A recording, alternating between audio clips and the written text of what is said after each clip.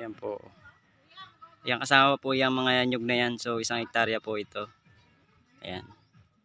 Kasama po yan. Yan naman po ay may bakod naman na po yung bakod na yan. So, bali siyam na resource nga po pala to. Ayan, kasama po yun.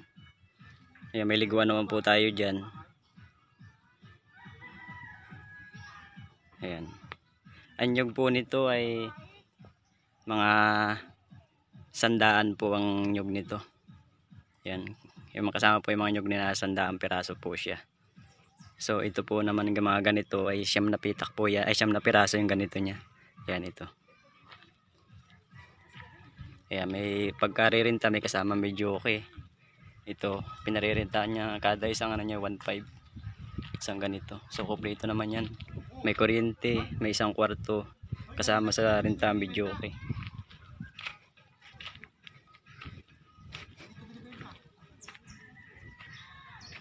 Ayan.